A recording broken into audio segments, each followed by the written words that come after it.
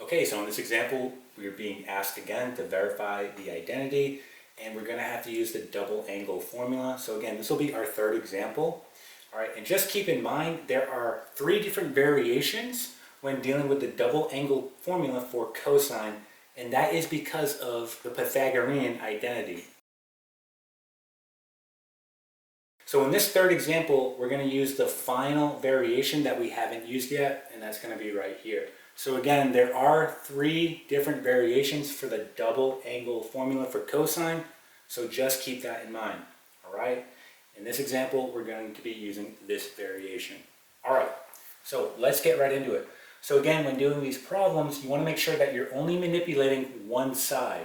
So for example, if I decide to manipulate the left side, I don't touch the right side. I'm just trying to get the left side to be equal to the right side. Okay, so only manipulate one side.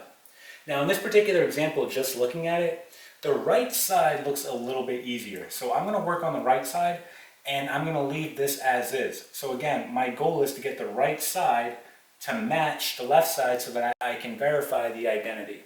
All right, so let's get right into it. So the first step that we want to do is go ahead and just rewrite what we have on the right. So I have cotangent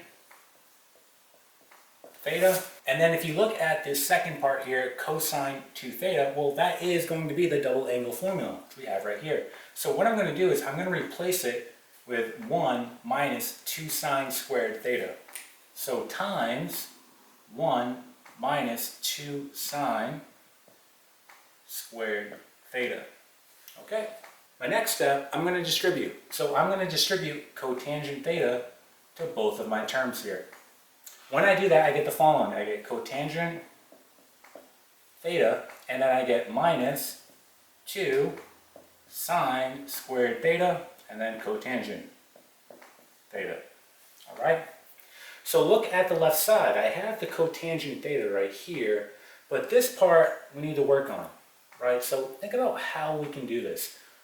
What is cotangent? Cotangent is simply just going to be cosine over sine.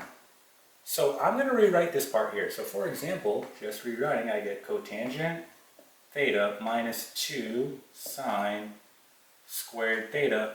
Let's rewrite cotangent theta as cosine theta all over sine theta.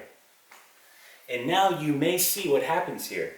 Notice I have sine squared theta on my numerator, and on my denominator I have sine theta. The signs are going to cancel out. So for example, since this is to the exponent of 2, right, that will cancel out and I'm just left with a sine theta on my numerator. So if I rewrite this, I have the following. I have cotangent theta, right, minus 2 sine theta, right, and then cosine theta. And there it is. It now matches the left side, right? So we just verified the identity by using the double angle formula, right? So we can say that, yes, these are in fact going to be equal. Okay? And that is it.